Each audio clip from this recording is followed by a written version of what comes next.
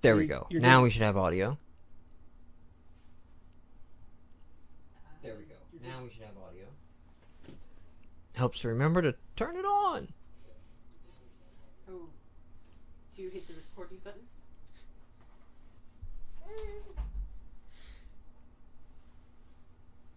I hit both record buttons. Oh, alright. We got, Is that Chad, or is that... The sommelier? Yeah. Charlie. Chad doesn't watch. Okay. And Smiler, too. Hello.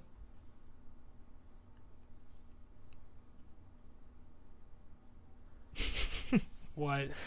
Fuck you, Mike. Is that Charlie? Yeah, that's Charlie. At least I know the difference between the two of them now, though. Like, I don't have to have you explain again, like, which one's Chad? No, Which one wears the hat and has the little thing? Oh, okay, alright. What's the little thing? The netbook was a little thing. Okay, like, because I saw, like, a doll or something here. Like, he's crazy and talks, you know. Well, that doesn't narrow it down. That's not enough of a description. We have to define the set of neuroses, you know. Which set of neuroses define this friend? He has a puppet and thinks it's real. No, I know you're not the same person. I completely know you're not the same person. But, I mean... Now. Well, no, I know that... I've always known they're not the same person. It's just that I didn't know which was which. Okay. Alright, we are... good, it looks like. Alright. I'm going to do a tweet and then we're going to get rolling.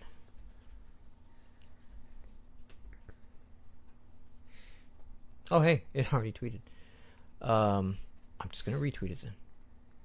Yep. And add some hashtags.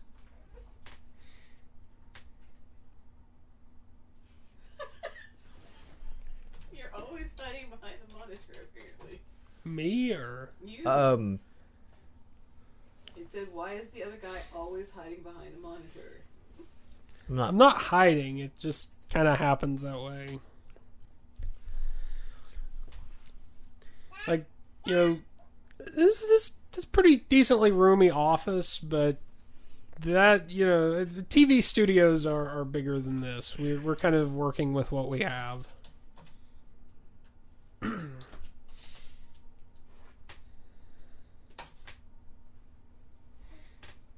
I don't like Explorer.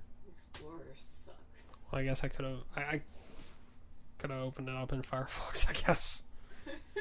But I didn't. So there. I don't know. I mean, you can still open it up in Firefox. I did. That came out as more antagonistic than I meant it to.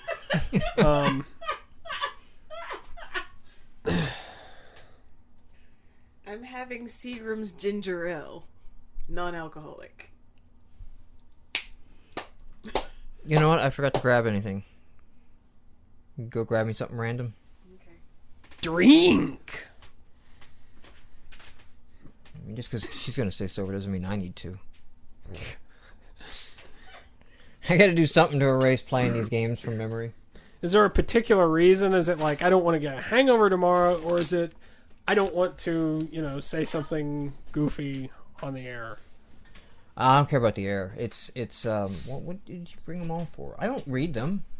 Look, this is all I do. I just grab one. I don't read them. It doesn't matter to me. You've already made your choices. You picked 6. What do we got? We got Roscoe's Hop House Craft Ale. This sounds significantly redneckery. Roscoe P. Coltrane. Ugh. There's a twist. Does not appear to be. It's always sad when they have the twist tops. Like, I'll get the can't remember which brand it is. It's lost me, but one of the hard ciders, and it's like, when I found out that they had twist tops, I kind of felt cheated. Like, no, man, I have a bottle opener. Like, I have a bottle opener on my keychain. It should be useful for something. Oh, you know what? No.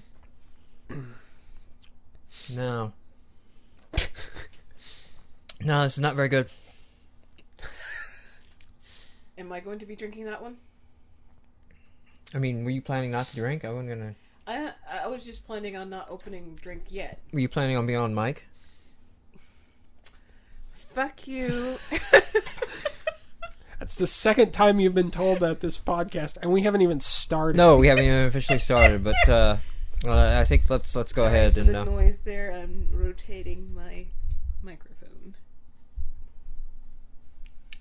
And set. Yes. Holy crap, Dylan is hideous. Sorry, I'm checking. You got the beard thing though. That's something, right? Something like what? So, as opposed I mean, that's to more what? than I can do. I can't grow the full beard out like that. What was the nothing? Well, I can't grow like a full beard, but You can't go like full on.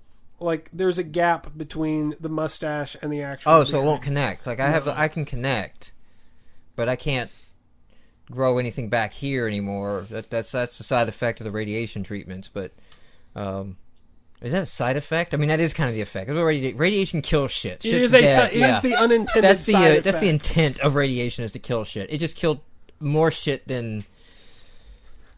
Well, we knew it was going to kill that. That's not even an unexpected side effect. Well, no, I mean, they know these an things. effect. I have a list. Like, they have given me a list. It's an effect. Here's all the it's a possible things shader in that could XNA happen. 4.0. It's the radiation effect. We've gone... Yeah, where no one can follow. Let's This is start the an show. Analogy that... Yeah. Hey, Dylan. Hey, Mike.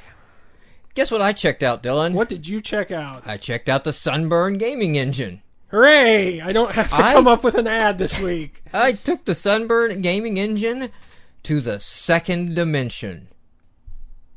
That's one less dimension that it actually supports, right? You know that, right? Yes. Okay. I Cool. stepped it down a notch. Just checking. I took it and I shifted it into second gear and drove around a little bit, pushed in the clutch and coasted on You neutral. could just use, automatic drive. I mean, that's what it's there Well, for. that's kind of like what it was like. So you can use... And there the car metaphor ends. Yeah, it drove off the cliff. You can use Sunburn with 2D games. So this is a new Sunburn. I think this is new as of 2.0. I don't know if that was in the 1.0. And if I'm wrong, then I'm wrong. And it wouldn't be the first time. But you can load up 2D images and do your 2D game with the 3D Sunburn engine. And right out the gate, there's a couple reasons why you might want to do that. For one, when you put in your 2D layers in Sunburn, you can specify the height, right? So even though they're all flat and it's all 2D graphics, you can say arbitrarily, this is the height, and then the 2D Sunburn will be like, bam, shadows. What now, bitch? Oh, lighting. Boom. Parallax? Got it. Covered. Slider on your parallax. How much do you want a parallax? Little? A lot. It actually Just changes, renders them at a different So level. you specify the distance, but there's a parallax level, there's a parallax toggle on the sprite. So then you say that this sprite here in the background is a parallax sprite, and then you can give it a scaling factor of the parallax, and then you can also give it kind of an adjustment for the effect that you want to achieve as well. So, I mean, you don't have to do any of that kind of crazy-ass math or anything. You can just go with there, check the options, and slide it. Another thing that you get for working in the Sunburn is they kind of completely replace Sprite Batch and give you their own alternative, and their alternative is in game space, not screen space. So that you can code your game to an arbitrary set of coordinates, okay? Say you'd like to go from 0, 0 to 1000 by 1000, and then have the game render properly in whatever screen that you want in. Where this is going to pay off big, of course, is mobile, because screen sizes change quite often in mobile. And let the Sunburn engine do a little scaling for you. Now I know you also played around a little with the 2D. What did you run into? Actually, not much. I just loaded up the demo. I actually don't have anything to say. It's been a while. It's been a couple of weeks. There's a cool little demo. Guy runs around. There's some pipes. They throw shadows, and there's Yeah. different lighting. You can jump into the editor, actually rotate it around, and see what it's doing, if I remember correctly. Yeah, so when you load up your 2D game, and you can hit F11, is it? Is it F12? Yes, it's F11. F11 and launch the editor and place 3D lighting, X, Y, and Z coordinates, angles, scope of light, intensity, all of that thing, just like you would light a 3D scene on your 2D sprites, and with the height information you've set on those 2D sprites, they will cast shadows for you. And you get the power of a 3D rendering engine and not have to do all of the complexity, I guess. The complexity, or trying to do like billboard systems, to take advantage of some of the 3D stuff. So check that out at synapsegaming.com. All right, everyone, welcome to the show. I do want to chain a little bit off what we were talking about with Sunburn. Sunburn is going to be at GameFest 2011. I don't think it's the 2011th GameFest. I think that's just for the year. Again, I've not checked that. I could be wrong. Would be the first time. But GameFest is Microsoft's festival. We talked a lot about it last year. Yes. Or the year before last year. The year before? I think it was the year before last year that I went, and maybe we were still a Feel the Funk podcast then. We might not have been the GameMarx podcast. No, because I think you were talking about... Because I remember you... I can't even remember the term, like, developing your world. You'd gone to a session on that. This is also right after Rock Band Network had come out, and I think you had slides from... the slides and Rock Band Network. I got to hang out and meet these guys at GameFest. Meet the Sunburn guys. They were there. They had a game demo engine up, so you could, sit there with them and get a walkthrough. And I remember kind of playing on it. They're going to have a social thing in coordination with the conference. So the conference runs August 21st to the 23rd in Seattle. It's only like $500 if I remember right. I mean, GDC is like $2,000 to get to go to everything in GDC. So, I mean, yes, it's Microsoft, so it's going to be kind of specific. But chances are, if you're listening to this podcast, you're already like an XNA developer, Microsoft specific. You can go to GameFest.com. I think it's the URL for Microsoft. I think they've got the agenda up. And they have the agenda up, so you can see the sessions. It's kind of heavy on Windows Phone 7 stuff this year, so if that's... It's heavy on Windows Phone 7 and Kinect. Yes. But one cool thing that happens there is guys will come out like from Epic. I think it's Epic, and I hope I didn't get that wrong. Like they did Shadow Complex. The developers of Shadow Complex. I don't think I played. They came out and they did a post-mortem, and they showed how they built the physics system in Shadow Complex, which is really cool because they basically coded springs, like a tension system, on the bones of the skeletal animation of the guy. And then the designers made the animation. This is what the jump should look like. And they blended that jump, what it should look like, perfectly with like the physics-based world, using the springs as kind of the tension between, so that's why it looks so natural and smooth if you play Shadow Complex on those jumps. They totally showed you how they did that entire thing, and they're firing up the tools that they built internally, and they're really kind of sharing. So I thought that was really cool. Even beyond the here's how to program sessions, just watching like how some of these guys made these games. There was another one, I think it was the Gears of War guys came in and they showed like how they approached design. Because remember when I came back and I was all about having a theme target. Yes, that's what it was. Having a visual targeting. Visual targeting. They had a visual targeting session that showed like how they did all of their targeting, how they applied it to different games. So like they did Gears of War, but they also did it on these other games. So they showed several others, and how they kind of basically established visual targeting. So it's pretty great. Unfortunately, we're not going to be there this year. This was a combination of a money and a timing issue. Because DevLink is coming up. So if you're out East Coast, DevLink is in Chattanooga, Tennessee. I'm going to be out there speaking on 2 sessions. I'm going to speak on Intro to 3D Programming, which I'm going to come back to that in a second. And I'm also going to speak on creating Space Invaders and XNA, 2D game. It's basically going to be an intro to XNA, but instead of like saying like this is the draw and the draw call is called every 60 times a second, and this is update and you can change it so and just kind of explaining what it is. I'm just going to show the game and explain a little bit as I go on because Chris Garner, who was on our podcast a couple weeks ago when we were at Codestock, he's also going to be out there doing his intro session. So his intro session has more of the slides and the technical explanations and things of what's going on. So I'm going to kind of just like throw code at you. Like here's a game. Here's what the game looks like. Here's what the running game looks like in the code. And then go to Chris's session if you want, because he's going to recover a lot of the same stuff from a different perspective.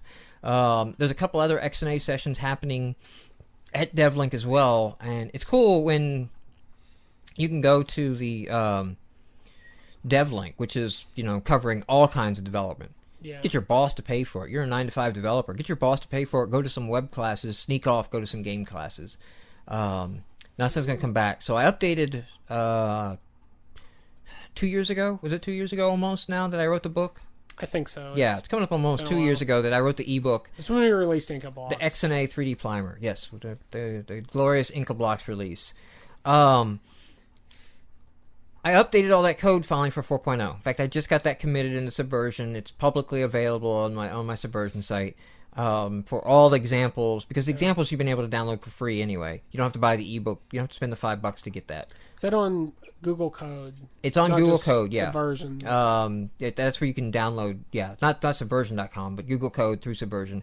You can download all that. And in searching around for that, I was trying to update my code and get it working in 4.0, and there's a lot of just weird changes because they wanted to make changes, really. Like, there's not an improvement, there's just they wanted to make changes. They just wanted to lay something out different. So I got to learn out what's the new way to do what I did. And getting everything working. But one thing I was doing was I was drawing some raw vectors on the screen, okay, in some of the early chapters. I just make a diamond object that we don't have a model. We just draw our own model.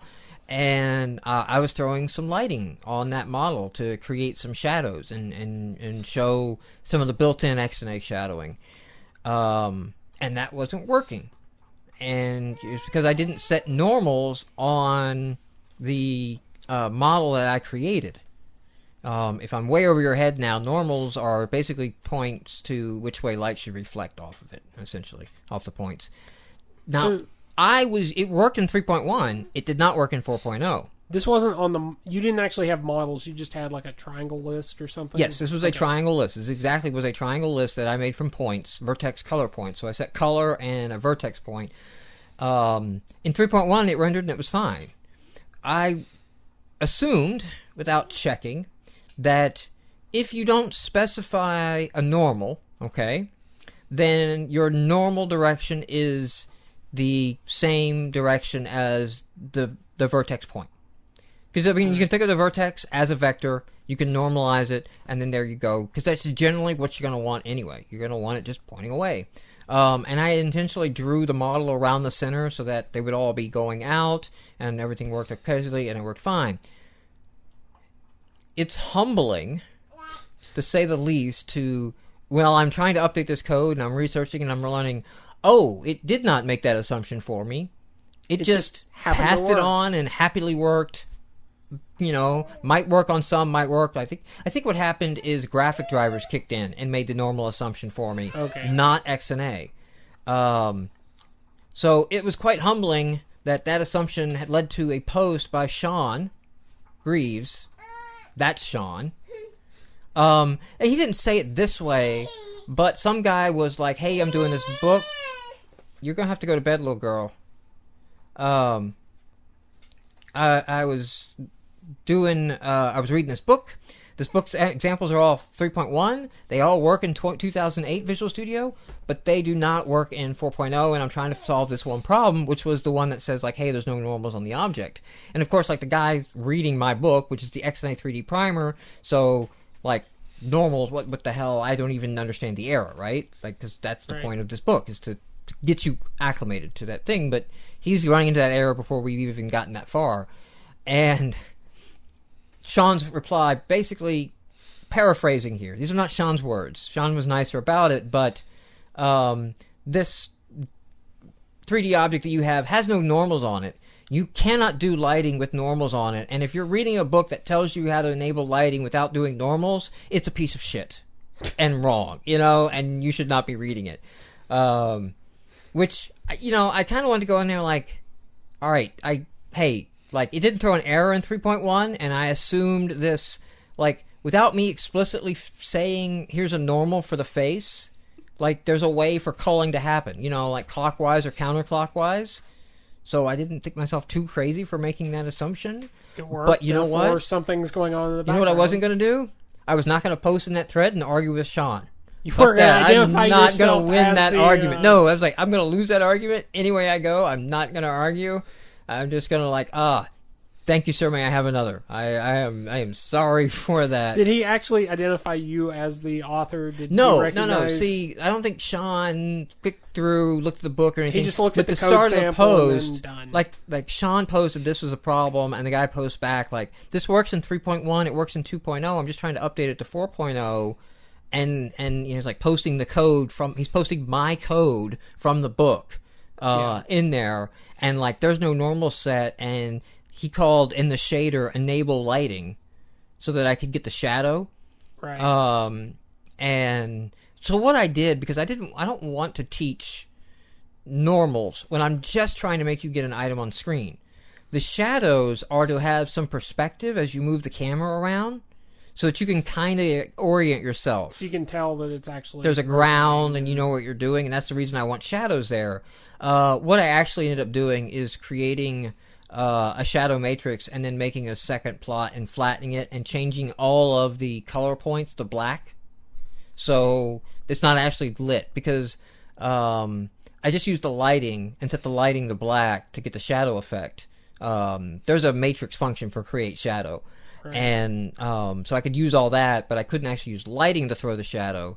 But I could color all of it black and render it flat, and that's what I did when I updated it. So I just worked around that problem. Because, I mean, the reality is you're going to go to a 3D modeling studio program, and it's going to calculate the normals for you. And worst case scenario, it's not going to work when you load it in. And so you're going to go back to your modeling program and hit the recalculate normals function, or triangulate model or whatever. You're not going to have to think about it. Yeah, and it's going to correct itself and do the right thing, and you're never going to be screwing around with these by hand. So, I'm going to teach that at DevLink. That's where that story ends. Okay. So, yeah,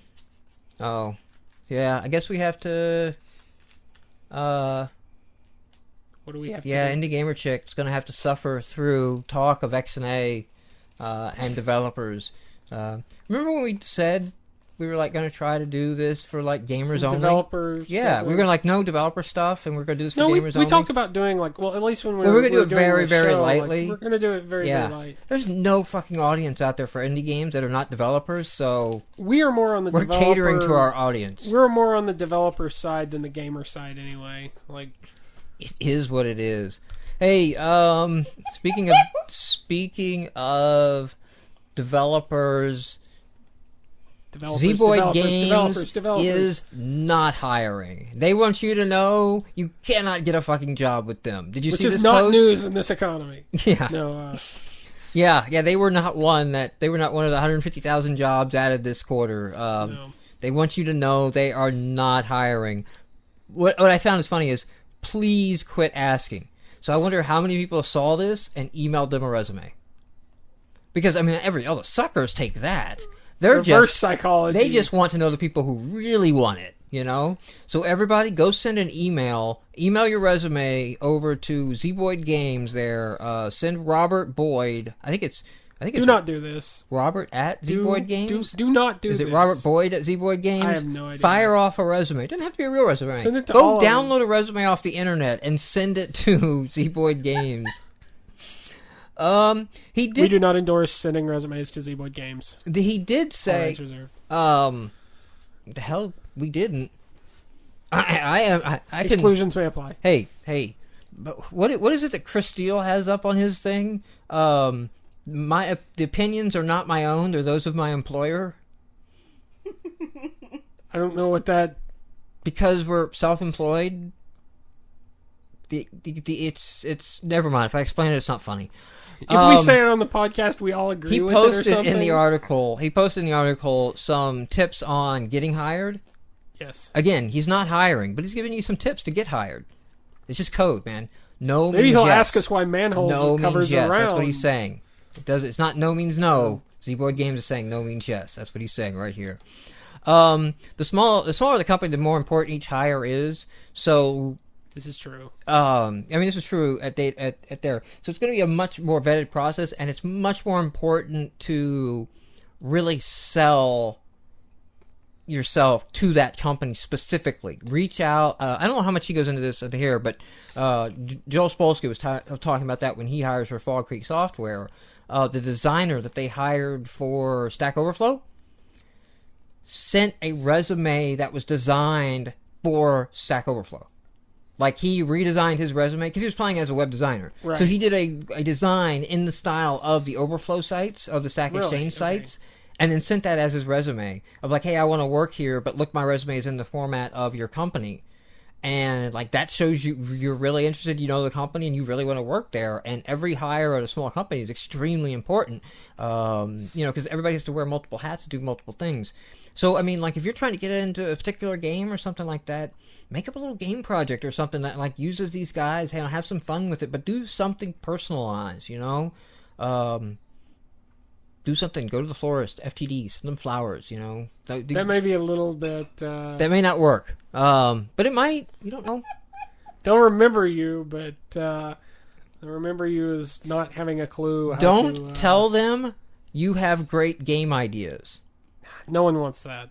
Because, as Robert points out, the reason he's formed his own company is because he has great game ideas he wants to do. So the last thing he wants is somebody else going like, oh, we should do my great idea. Fuck you, I started my company so I can do my own damn ideas. Game ideas are a dime a dozen, but execution is what matters. Like, finding someone who can execute on them is all that the is key. true, but his point is, like, if you even mention like you have game ideas or you've been working on it, he doesn't want to hear that. Because he doesn't want to set up where he's arguing with another designer. Like, the whole reason I left my day job is so I could do these things. Yes. Indie companies kind of a weird are not looking flip for side of writers. that, too. If you're applying to a small indie shop, they don't need writers. They don't need producers. They don't need many of these other roles. They need designers, and they need developers. If you're really not in one of those categories, don't apply to an indie studio. Basically, people who can actually produce some sort of deliverable. We can contract out voice. We can contract out writing. We can contract out even some design or some things like that. But, like some of the core elements, we have to get those bases covered before we branch out into like just hiring a writer. Yeah. So if that's what you're going through, doing all that. And I think that's his last point, is that graphics and code are the core competencies needed. You need to be really good with graphics, or you need to be really good at code for an indie studio to look at you. So I thought that was really good. I'll have a link to that in the show notes so everyone can go apply to Zeboyd Games, because they are not hiring. Other news. Dashboard promo this week. The top 10 all-time, I think is what it said on the... It said like top 10 all-time on the Xbox dashboard. When you clicked inside of it, it said every week there will be a top 10 genre list featured. So this looks like it's going to be a reoccurring, but maybe it's a top time. But it looks to be the top 10 post-ratings manipulation games. Because, like, Breath of Death was in there, but not Cthulhu Saves the World. Right. Now, it gets even better. Funny thing is, I didn't even notice this, because I just completely ignore, like, the Xbox featured section when I start up my Xbox. Do we have Matt in the chat? Is Matt appeared? Completely surprised by Okay, this. but Stegs is there, right? Actually, when you were talking about this, I assumed you were talking about, like, the top downloads list. Oh, yeah. No, this is on the dashboard. This is on the dashboard. You gotta... It's crazy. Why would they be manually generating that list? I think it's on the Game Marketplace. You gotta scroll over. I don't think it's on the Spotlight. Once again, like an indie promo, it's buried a few tiles deep, and you kind of got to look, and nobody looks at those damn tiles. There's one big ad. There's one big banner ad. It's the dashboard. Even the Game Marketplace link on the main dashboard looks to me like an ad. When they changed it, when they changed it to now, it actually has ads in it. I sometimes think, am I in the right place? Is this my house? Is this my beautiful? House. This is not my house. This is not my beautiful wife. Yeah. But then the days go by. So, in there, they have not Fortress Craft, Minor. The Total Minor. Were you which like I found process hilarious, of elimination? Which I found hilarious because I think Fortress Craft has outsold Total Minor. So I know those guys are angry assholes, and that probably pissed them off. And they're British. DJ Arcus is British. I'm going somewhere that's relevant. Okay. They also listed Easy Muse in there, right? Great game. James has said he's made Mad Ninja. He said he's made like 350,000. A lot of people have done that. I kind of dig it. It's an app. It's a music creation app, but it's pretty damn cool. But they didn't list the Hamster Edition, the crazy popular one that allows you to upload your songs, where he's worked out the whole modem thing and right. send the analog and done all these crazy things to it. They listed the House Beat Break Edition or the House Break Edition. That's kind of the one that doesn't get updated. So they listed the wrong one. And he also got pissed off. He was ranting a little bit about that. And he's also British. He's also British. So I'm going to put forth that Mad Ninja Skills, James Johnson, is in fact DJ Arcus Fortress Craft.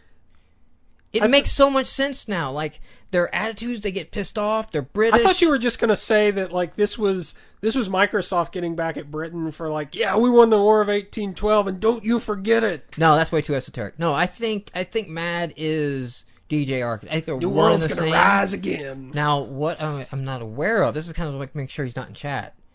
I don't know if he knows that. It may be split personality disorder. Oh. Right? So my game of the week idea is the Mad Ninja split personality game. Where you play and then randomly it's like a Jekyll and Hyde thing. It's a like Jekyll you and play Hyde one thing. level where you're running through during the day and you're like Mad Ninja Skills and you're like trying to right the wrongs. You're playing of the dubstep and you're running all over the place. And you're trying to get your DJ thing up, but then it's like random. Like then it'll just like be a random strobe effect, whatever. Boom! Now you're in DJ Arcus mode, and you're cussing people out, and you're apologizing for your racist publicist. I think it's funny that like one of them is trying to right the wrongs that the other one is doing, and like, why is this happening? It's my nemesis. I wonder who he could be. But I've they never both, seen his face. Again, here's another data point. They both upload their sales data to the XBLI GDB. Think about it. A lot of people do that. I mean, not. Yeah, but they both. Not everyone, but. Well, yeah, but regularly. Well, and have high selling games. These are facts. This logic is inscrutable. This logic would be inscrutable if you were standing in front of a chalkboard. Unfortunately, that's a whiteboard. Oh. It does not count. Busted, yes. Socialism. I could, George Soros. Could just tell you that I care so damn much for Xbox Live Indie Games. I will stab you with I this. just love this service and I'm here for it. Oh. He should be the narrator. That should be the narrator of the game, telling you what's happening. Meanwhile, we discussed on throwing this out to the chat, just because I hate threads that throw out a question and say discuss. But off of a penny arcade, the premise of the comic was that the app stores have devalued games down to 99 cents. Or devalued specifically mobile games, because it's specifically talking about the 3DS is dropping in price. 3DS, yeah. And the punchline is, who cares? You can buy, the punchline was basically, great, you buy a 99-cent app on the phone, but you're just making cakes. Well, I can buy 40 of my 99-cent games, and you can buy one of your $40 games, and we'll see who has more fun. Yeah. On that. So yeah, has it ruined that price? Discuss. We'll come back and check in with Should chat I later. actually throw anything out? Because I don't know. You no. apparently murdered the punchline. He butchered it. I could have read it too. Well, I could have. I had the comic up in front of me and I could have read it, but I let that go on. If I'd known you were going to read it, I wasn't going to read it. I was like, this train is going off the rails, and let's watch. Well, I forgot that there are basically two points. Like, I was trying to go from point A to point C. But there's a setup and a punchline? No. I had the setup, but not a punchline setup. There were details that informed the punchline. So, Notch is getting sued.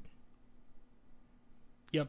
By Bethesda for calling. I saw about this. I saw this on Twitter, and no one actually linked to a news story, and I'm like, that doesn't make any sense. So he registered trademarks on Minecraft and Scrolls, which is his next game. That's the one that Mojang is working on.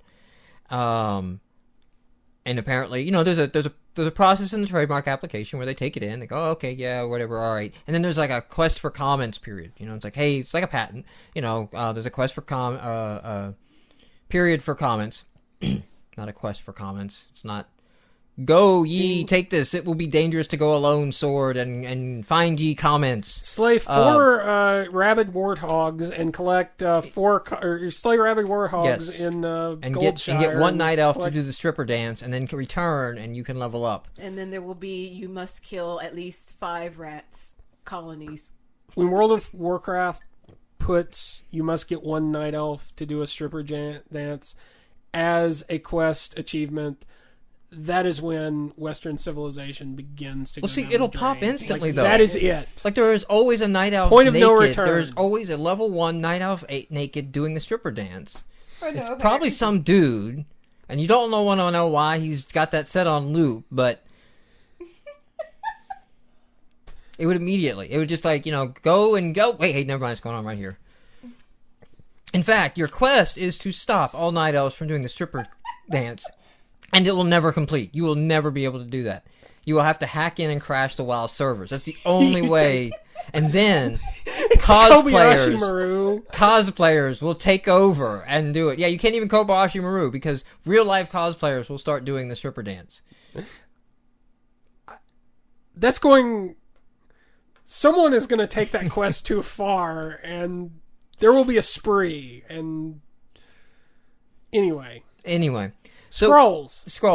So Bethesda's like, hey, we have trademarked the Elder Scrolls. And what I found out, what I think is really kind of the interesting story here is, because Notch posted the letters and everything that he got from him and everything that he did and sent to them and all that. So in his quest for comments, they send him a thing and like, hey, Notch, what's this? What are you doing over here with that? And he talked to his lawyers, and his lawyers are like, no, you can trademark Scrolls. They have the Elder Scrolls. Because they trademark the Elder Scrolls does not mean they get every carnation of Scrolls. There's no game called Scrolls. You're fine. You're good. This is frivolous. This is junk. But Notch is like, he didn't even want to trademark. He said that. He's like, I didn't even want to trademark Minecraft. But like, when people are putting money into your company, you're becoming real, like you have to do certain things, like yeah, what are you doing? Trademark that. So he did not trademark mine, and he did not trademark craft. No. And that is why we have Total Miner, Fortress Craft. Castle Miner. So he sent back to Bethesda, though, like, hey, I don't want to upset you guys, and I love the Elder Scrolls series, which, like, as you pointed out, nobody calls the Elder Scrolls. Not unless you were there from the very beginning. Like, if you got in... It's Morrowind. I got in Morrowind, which was the third game, Xbox. Morrowind or Oblivion, yeah. Like, I can't, unless you're just really, really old school. I've always heard it called Elder Scrolls. I've heard it, but I don't think anyone like, oh yeah, I loved Oblivion. No one says, oh yeah, I loved the Elder Scrolls 4 Oblivion. Yeah. So, but he sends back, he's like, hey, look, we just won't put anything, it'll just be Scrolls, and then if we make a sequel, it'll be Scrolls - the sequel, or something like that. Like, it won't Scrolls 2, the Scrollsening. It won't, no, yeah, he could do that, but he won't do, something Scrolls. So like the Elder Scrolls. He won't do the Young Scrolls, the Older Scrolls. The Middle-Age Scrolls, the Midlife Crisis Scrolls. Like, no, all that, don't even worry. Oldie Scrolls. We'll enter this agreement and just not do that, and you just be happy. And what Bethesda did is not reply or return any correspondence to Notch, and then sue him. He seems like it's such an easy he said target. That they sued him because they paid the, like, where the hell is he at? Switzerland? Sweden? I don't know. Notchland.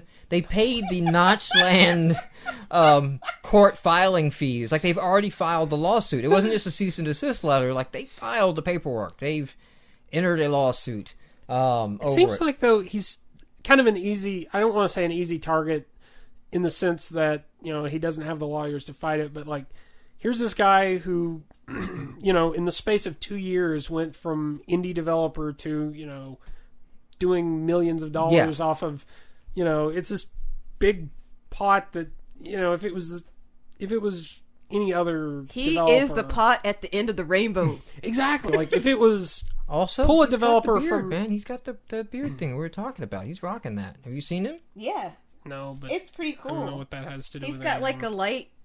I think He's light. got like a light much colored more hair. trimmed version of what you've got going on. right. Like I have money version of what you have. Not like the. This I'm is the kind I of- work from home. Oh, okay. version of, That is like, that's the I I don't work from have home. to. He is the very well trimmed, manicured. Like I can afford the beard trimmer. The little adjustable thing that you see advertised. Yes, Yeah, like I can afford one of those type. he has like the Beards. hipster beard, whereas I have like the old hobo beard. Yeah, go with that. You go with that What would you use? for beard trimming. Well, no. What terminology would you use? Oh, and he has money and you don't. Okay. I mean, he just looks with money. His beard, Yes. I Well, want to don't reach have out and millions touch of it. dollars. It's nice and soft, and I want to cuddle it and scratch it and Minecraft. That's creepy, man. That's Yeah. creepy. Hey, it is what it is. Go with it. It is what it is. That That is not an excuse. You can't like. it is what it is. Not excusing anything. 2 months from now, that becomes a catchphrase, and suddenly anything goes. I think it already is a cats living catchphrase. together, mass hysteria. I think that is I think it is a catchphrase. At least that's how I explain a lot of my software. It is what it is. Like, holy shit, we just lost millions of dollars because of this bug. Like, hey, man, it is what it is. Say levy. Brilliant. Hey, man, leaf on the wind. See, all of that right there. Oh. But I think there ought to be something like when Bethesda comes into Dallas court and they go software. before the judge, and the judge basically goes, "So let me understand this, Bethesda. He was working with you on the pending application, even though you have this frivolous bullshit, and then you sue him anyway. Like, he was working to keep this out of the courts. Like, you didn't break down over negotiations. You just refused to negotiate. Keep your lawyers in cages. Yeah, it's like you guys immediately lose. Do not give them control. You did not attempt to work anything out. Automatic lose, gone. By the way, Notch, now you own the Elder Scrolls. You can make the Elder Scrolls 6 or 5 or whatever the hell they're at. 6. And it'll be Well, Minecraft. Skyrim's already to coming not out. collect Okay. $200. Yeah, so the Elder Scrolls 6 will now be Minecraft voxels. In fact, that's what Minecraft will be. Minecraft, the Elder Scrolls 6. Or is it the Elder Scrolls 6, Minecraft? The Elder Scrolls 6 column. Alright, that's what the Adventure Update is. That's what 1.8 is. It is the Elder Scrolls Minecraft. That would be kind of cool. We should make that a thing. The Elder 6. We should start uploading videos to YouTube. Now, this probably wouldn't actually help his case in dilution of Mark. If we start making videos on YouTube, cross-parodying Elder Scrolls and, put King Picard in Minecraft. Like, take his voice and make him a voxel dude or something. I don't know where I'm going with this. Sounds like a lot of work. Are you drunk already? On the No. other hand, No. someone probably has a Picard skin for Minecraft. I've hardly drunk any of this. Someone probably has a Picard skin for Minecraft. I wouldn't doubt it. That is true. Hey, so where's our chat at on the 99-cent games? Do we have an answer? About that. God. All right. Well then, I guess we're gonna do new games of the week. Games of the week. Divine Justice 0, was that this week? Oh, No, That was not. last week. That was last week. So was Castle Miner. Trailer Park, that's where we're at. Trailer Park King. Alright, so now it is time for our new releases of the week. Friday through Thursday, so no games released today. I think there was one today. That doesn't make the list. So we, as always, go through, play every game. Sadly, we go through and play every game. Force ourselves to go through and play every game. But I no longer make it to the end of the trial in many of them. This week was markedly better than previous weeks. But, I mean, going from total shit to just mostly shit I'm like I hesitant said, to say this is a good week. The Summer Uprising is going to come out. We're going to have more stuff than we know what to do with. Hopefully. Yes. The guys that are hanging on to get that last vote or two in those last two slots. Like, the people who made it, the people who didn't, we're going to have tons of content. A month later, everything drops off because people have spent all that they are gonna, So our first game out this week is Trailer Park King, and I guess this is an adventure game. It's a point-and-click adventure. Kind of.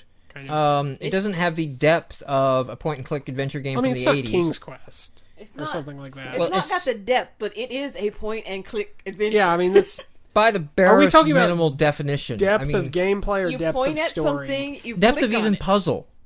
Like, all the items that you need are, like, almost always in, like, the same screen in which you need them. Like, you don't even have to remember, like, Well, where am I no, going to we're use talking this about at? an 8-minute trial, so it's hard to say that at this point. This stuff is But they give you plenty of clues, like, hey, go here and get this. So, it's got a lot of cleavage in the basically, artwork. it seems like This is what it's really trying to sell on. The trailer park is populated by the king, the main character, the guy who gets killed, Cinchman, and basically after that, A bunch of half-naked women, yes. With all horrible voice acting. It's like somebody said, like, I can do... a southern voice, and then they go in and out of southern voice. Some of which We live go in the South, between though. southern voice and Well, they something don't like even the Bronx. stick to, like, southern voice. It's like, it's not that they said I can do a southern voice. It's that I can do 4 voices. Specifically redneck voice, not just And southern voice. they're There's all a bad, difference. It is subtle. But they're slightly different enough, and we'll just use them. So it's not great. I have a feeling we're going to get a lot of hits on GameMarx.com for Trailer Park King Nudity. The yes. only one that was consistent was the Canadian chick, because she spoke in a semi-French accent. She's not even southern. And there's a backstory there. Yeah, we think. I mean, watch the video, I because hope. we go over all this in the video. we did do video of it. I That's how was I'm setting up how so- great the week is. We did video of that one. I saw this game. The art style's It's decent. decent. It's polished. It's probably... Well, I'll tell you what. The not- women do look better than certain other multiple chicks on the cover game. We are talking that to are you. Yes, suggesting. yes, we are. Are you you know- trolling? Are you trolling chat right now? Yes, he is. Why are you doing that? Because he can. Okay. Invaders with a capital. It's invaders. I think invaders. Yeah, capital A and I right in the middle, like AI. AI. Like, hey, we want you to know about our AI. And that was actually the point. It's basically a top-down I shooter. never noticed it though. Like, it was a top-down shooter that's supposed to, like, learn as it goes from me or Yeah. something. Things came down from the top, things came out from the side. Galaga, Well, it I said shot something them, to the done. effect of, like, there's a genetic algorithm, I guess. I guess chooses the most successful invaders from every round. I don't know. Don't care. It had, I'm repeating what I read in the help. in the help file, what do we have? No, I was laughing Oh. at him. It was... Oh. Yeah, it was that the one that had a lot of bullets on the screen too? Yes. It was kind of rough. It was very busy. Like, you had to be very careful to get under the wave. It did of not feel invaders. balanced, I Yes. think, was kind of my thing on it. Our next game up we did video of. It is Millennium Man, and it has an interesting premise. Yes. So you have a time mechanic. You go in, it's a puzzle platformer, and to get across a canyon or something, you can basically rewind time. This is not Braid style where you rewind what you played. This is actually change the point in time in Basically which like you're at. a From third like dimension. from like like 2000 AD to 0 BC or 2000 BC. The story or is something. that you're this guy locked in some eternal prison, and Yeah. you find a time So you travel you device. can slide back time to where a bridge existed, walk across the bridge, then you get to another point, and there's like a stone in your way, so you move time forward to that stone's gone, and it gets kind of puzzly, but the execution of a generally novel idea is rough. Yeah. The jumping is quite literal and not really a tedious. physics system per se involved. It's kind of your typical first platformer indie. Like they didn't think about inertia and stuff like jump and things that make it natural feeling when you jump. So you just kind of have that awkward controls. quite literal there.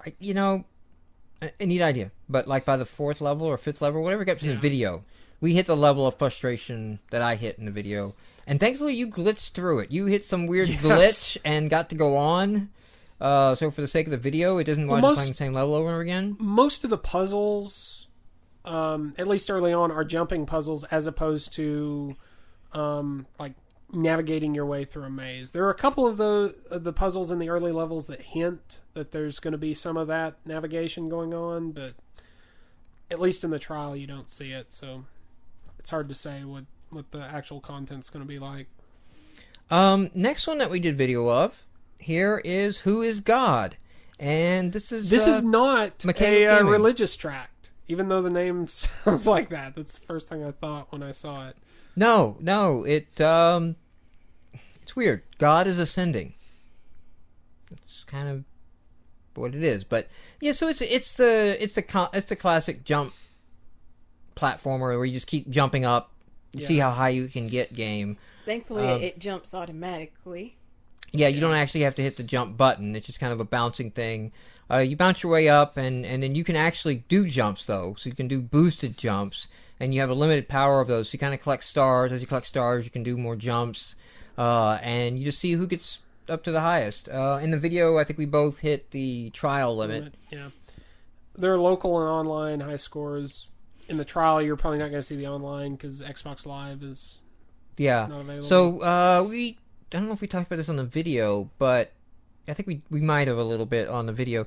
I mean, this is Platformance, Mechanical Gaming, and we love the Platformance series. I mean, both those Castle Pain and Temple of Death were really great. Bunker Buster, not so much, and Who is God, not so much. This is more of an arcade game. It's not going to have the depth of. Yeah, I liked it more than Bunker Buster, though. It's a variation on something I've got from my iPad, which is just an iPhone game. Well, I've got that for my novelty. Droid. I got the same thing as for the Droid, that you just bounce back and forth. Like it does the tilt sensor, so that's how you land on the platforms going up, which is a neat thing to waste a few moments. When you got to kill time with your phone. When you're out somewhere. But again, that doesn't mean it translates well to a console where I'm at home and I'm kicking back to play some games. I'm not into time-wasting games, so it's not bad. It has a good art style. I think the graphics get a little carried away because it's got this whole music sync time background thing happening and, throwing random things at you. But then if it didn't do that, it would be really dull. So I don't know that it's necessarily a bad thing. Next game that we have up is Turtle Casino. So this sets up a really long story. Yes. Of avatars. How you were you wanted turned a into casino. a turtle. Yeah. And then put on an island. You're basically a turtle playing a platformer, and it's not a great platformer. No. And then, you get to play blackjack at some point. There's an option. Yeah, you can either go play the story mode, or you can play blackjack. No, I thought in the story mode I hit a blackjack mini game. I didn't get that far. I didn't get that far either. But Maybe I'm did go out remembering that wrong. Maybe I just went back out and it's there hey, is you a can play casino blackjack. mode with that. The platformer, I didn't find it to be that bad. It was kind of bland as far as I played through. The controls were a little bit odd because the turtle kind of has this period between when you stop pressing the button that he slides, and until you get used to that, it's kind of wonky. Yeah, and you've got your avatar staring at the you from the sliding on the background. jump is kind of a weird thing. It was not liking that. Xeno Waster, next one up. This is a scrolling shooter, and its novel claim, its twist is you kind of pick the weapons that you want, and then you pick what the power-ups are going to be that you get. So, you pick, the first power-up, and then you pick, what your second power-up. So, I'm gonna... And they become multiple weapons, so they fire at once. So you can say, okay, well, I want lasers for my ship, and then when I pick up the first power-up, I want to shoot up and down. And the third power-up, I want to shoot homing missiles. Or you can mix it up a little bit. But it played as kind of a bad side-scrolling shooter. I mean, the execution of that. It was a neat idea to kind of like, customize your ship instead of try to collect the power-ups. But, I mean, I died so many times because it was, like, if you didn't pick the right power-ups, it was much harder than if you did. I focused all my experience on leveling up the same one, and I didn't have quite so many problems. In fact, this is a shooter that it's not one of the hardcore, difficulty shooters that you see a lot. No, it doesn't necessarily seem to be a bullet hell shooter, no. I think, if you're into that kind of game but you're not an expert, you should probably give it a try. It's pretty polished, but, your mileage may vary. The next one that we have up, Rock and Mole Extreme. This is whack-a-mole. A very violent whack-a-mole. You can, they It's get more like bloody, shoot but 'em all. yeah, it's kind of shooting the mole instead of whacking the mole. But it's played the same way. You can play it with the drums if you want. Yeah. So that's. Did not try that, but I didn't try it, but I was like, option. hey, if you're gonna do whack-a-mole, then you can do it with the That's the way to drums. do And yeah, okay, you got that, but no. Still not going to dedicate too much time on that. Yeah, just don't hit the rabbits. Next one up we did video of. Parasitus, we're not quite sure how you're saying that. Parasitus Ninja Zero. When you first fire this up, there's a hardcore Castlevania vibe kick in. Like, it almost even looks like the opening to Castlevania minus the little walk into the church, the little da-da-da-da-da-da. Then you get you open the little and then and you come in there and it's I'm more familiar with Castlevania 2, so I don't know if you're really. Oh, you poor thing. Okay, go back and play the first Castlevania because the first Castlevania is not anything like Castlevania 2. Oh yeah, Castlevania 2 is like, hey, we're gonna throw in like this whole like RPG thing happening here. The first one is just straight up arcade combat. Yeah. This is. It kind of has the look of a 16-bit game. Definitely has the retro thing going on. It's got a kind of a weird combo system that I think maybe more in play. You may be more used to it if you play a lot of like 3D hack and slash games or fighting games, but. Yeah, I don't know. It's more difficult than you think, and it takes a lot more. It is, and that's where it broke down for me. In that its combat is this crazy fighting game mechanic combat, and it's like I'm all set for this scrolling platformer. Yeah. And you're not going to be that, and you're not really good at the fighting game mechanic, and plus the color palette. The color palette is every shade of brown, and you can't tell what's what. The problem with the fighting game mechanic is it's and the only other game I can remember playing that was like this was Dead or Alive, where basically if you hit XXY, it's going to do something completely different than if you hit XXXY. You're going to do a dash attack instead of a vertical attack. And so if you're not careful, if you just walk into it thinking you can button mash, you're going to screw yourself. I think for what it does, and you want to play it button mashing though. Like when you fire it up, you want to button mash. Yeah. It's what it lends itself to. So I saw in chat they were talking about me telling the story in song for Castlevania. So then at the end of the level, right? You kill the bat. You throw in the holy water, so it's shing, and the bat dies. And then you get the little orb. Doop, doop, doop, doop, you can get the little orb thing, and then it counts up your points. Ding, ding, ding, ding, ding, ding, ding, ding, ding, and then you walk over to the next level, and then that's how that goes. Honor and Vengeance 2 is better than the first Honor and Vengeance because we don't have black ships on a black background. Massive improvement there. You can see the enemy ships, but other than that, it seems like the same horrible rotate around in 3D space and shoot things. Yeah, I should have actually gone back and watched our video because I can't remember what they had. It seems to me they have a little bit more heads-up display than the first one did. And you can actually... Possibly. Repair your shields, upgrade your weapons. This is one I did not make it 2 minutes in. Like, it was just kind of running around shooting. It was kind of confusing for me because basically you're dumped into this arena full of enemy ships with your wingmen. I'll tell you what. Here's the problem with this game. It made me think of Solar Struggle Survival, and this is no Solar Struggle Survival. Like, if that's what you want, go indie games, Solar Struggle Survival. Done. That's what you want, you know? And you, sir, are no Solar Struggle Survival. That's a good point. It's more of a 3D shooter than, you know, Solar Struggle, I believe, was kind of a 2.5D type of thing. Well, this one's kind of in 2.5D as well. Like, you can't go, like, down or up. Like, you're kind of limited. Really? Like, it seemed to cap. You got a cap. You cannot do and barrel rolls. All of the enemy ships are on almost kind of similar on the same plane. So, you know, it has a little bit more movement. It has a little bit more... it felt a lot more like it has more 0.5 in the 2.5D than Solar Struggle Survival did.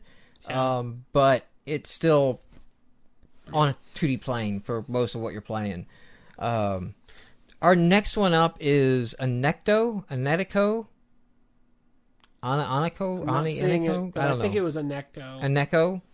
Yeah, I'll go with that. How do you spell it? Annecho? Anecto. Anecto? Kind of like Connect, I guess. Yeah. If that's what it made us both think of, then probably. OSCAR? I don't know. ICKU? No.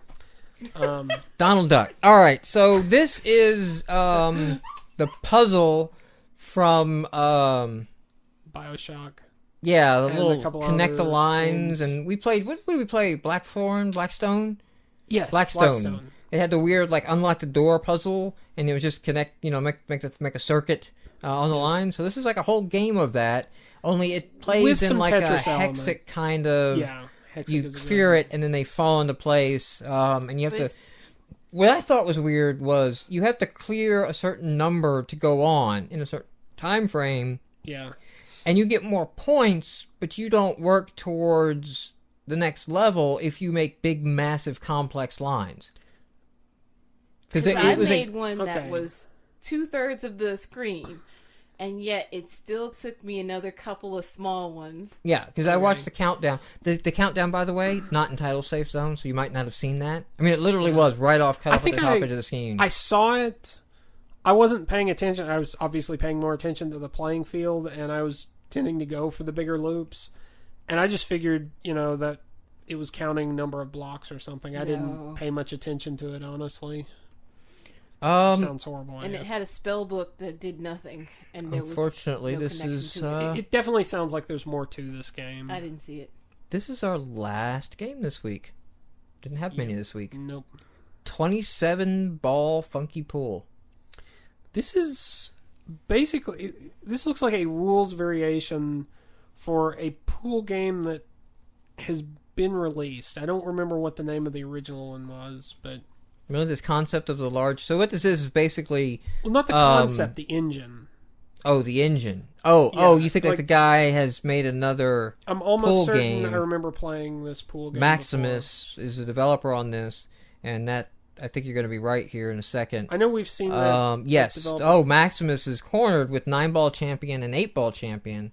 I don't know why this isn't called 27-ball champion. I guess when you have 27 balls, you're no longer a champion. You're just like, a freak. No one plays this in real life. And the No. Pool So what table this doesn't is, even yeah. look like so a what standard this is size. a massive pool table Standard with ratio. 27 balls on the pool table In and 3 then groups. In groups, or I think you can vary it up. I don't know. I didn't Yeah. play it too long because it wasn't even that great of a pool simulation. I mean, as far as like you could aim it wasn't like a whole like aim in English and Yeah, I mean, you all of couldn't that put stuff. English on It was pretty basic in its There, interface. there are better pool games that I've seen on indie games. I think we've done some video, but Yeah. So that wraps up the new releases for the week. Any early nominations being thrown out for GameMarx Game of the Week? Parasitus, I guess, or Trailer Park King are the ones that are jumping out at me. I don't Wow. want to give Trailer Park King. I mean, again, because we were like, it's an adventure game, Okay, so we got Trailer Park King, but the production value. Millennium on it. Man, Who is God, Parasitus. Where did I skip? Parasitus, Who is God, Millennium Man. Trailer Park King. Did we do 5 videos? Oh, wait. We forgot Random the Dungeon. Random the Dungeon. Because it's still on the service, or it appears to be on the service, but it seems to have fallen off the website. This has happened to games before, where the web page is broken, but the game is going to... Okay. Random the Dungeon is this little block game that you jump across the blocks, grab the key, and then go to the door. And the mechanic is you can hit this button at any time and randomize the position of the blocks. And the blocks get more and more sparse as the levels go up, and then there's also some like fixed ones. And this is a really cool thing up until about level 4, and then it just became frustrating. Like the first couple levels, it was, this is kind of cool, it's kind of fun. And then like at level 4, it was like, wow, this thing just went off a difficulty cliff, and I don't know if I care about it that much to want to go further. Yeah, I had the same impression. I guess it's a neat twist on the fact that most puzzle games like this are pretty much fixed. You run through them the same way every time. Like, I'm thinking like an Angry Birds where, hey, you've got all these different levels you can play and clear. So randomization is good, but it's also frustrating. It is. Because there's no set. So that's what we have for our 5 videos we did this week, and so Parasitus is awful. Trailer Park King was disappointing considering how long I've been waiting for this game. Yeah, I mean, because I recognized it's freelance games, and I've been waiting for it, and I'm just like, oh, this is gonna be great, and then it comes out and it's point and click. Well, I feel like I'm going to say here right now that I lean towards the Trailer Park King. The writing and the humor, I mean, so it's not great in the gameplay. We could discuss that. Again, we live in the South. We have a different view of trailer no, I'm talking about than... the gameplay. I'm talking about the gameplay now. Yes. The quality of puzzles and things like that is not going to be hard to do. It's to click around a bunch. But I loved Get Rich or Die Gaming because the story was kind of entertaining. And this may get there, but it wasn't pulling me in as fast. But it may get there, and again, we're going off the trial for our game of the week, so we're just going off trials. I would throw in a vote that Trailer Park King would be where I would go this week. Yeah, either Trailer Park King or the Magico phone game. You're even like that's a derogatory way of referring to games. Oh yeah, the Xbox Live indie games. It's really a phone game. Well, I mean, it's a well done game. It's a well made. The graphics are good. The gameplay is tight. I agree. It's balanced. It's not doing anything for me. That's why I probably wouldn't nominate it, because it's a good arcade game, but I feel like, I mean, the reason I would name Parasitus and Trailer Park King, the reason those come to mind first are because they have more depth of gameplay, or seem to. And it has better titties and chicks than some other games that we've played. If that becomes the standard by which all games are judged... Should it? Should it? I mean... Should we make that call right now? I don't Can want you to handle do it if we did? If that becomes the standard by which games are judged, we have sunk to a new low. Not just us as a podcast, not just the Xbox as a whole, but gaming as a cultural thing. Yeah. No, this is hard. That's what I'm saying. This is a hard decision. I don't know. I do think says it's a great standard. It's a great standard. Maybe it's not as hard as I thought. It's a sad standard. The production value, otherwise, on Trailer Park King is actually pretty good.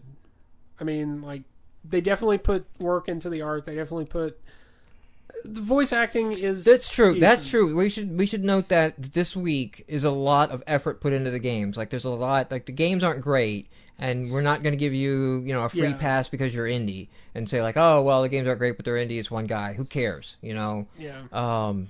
Like, we're still at the point, like, Jasmine is responding to and getting upset when Kissy Poo is turned off. Like, so she wants it turned on and played. She knows the controller does it, but she's happy to have Cicely do it, and then we'll get upset because the game's turned off. But we're not quite ready to commit $1 to the purchasing of the game yet. We're not quite there. Like, so, I mean, that hard-earned dollar. Because she says, gay? Yeah. That's game for her. All right. So, any dissenters? Do Trailer Park King? Is that our unanimous game of the week? Yes. All right. Congratulations there, Freelance Games.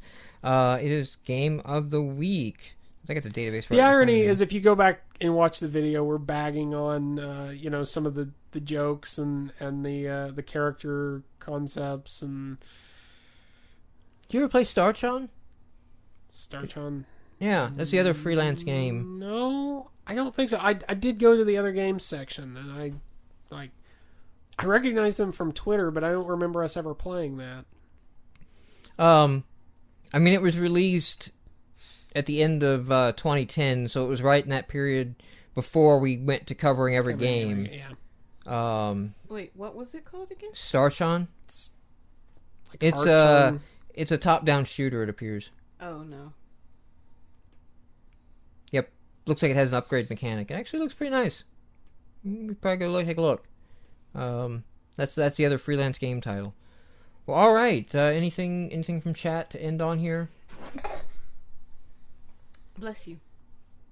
Nope. Anything? No. What is chat discussing? Nothing during this whole time has been said in chat that merits. Nothing is really relevant and or playable even on an M-rated game. Welcome to chat.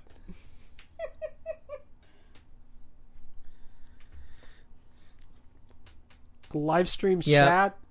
Yep. Is to a live stream what YouTube comments are to YouTube. Is that what we're I saying? guess. I think we're at a point where the show is just completely broke down, and we need to end it, and we'll have a podcast. It's about an hour for a change. Hey, we got back down to an hour. We should try to do this more often.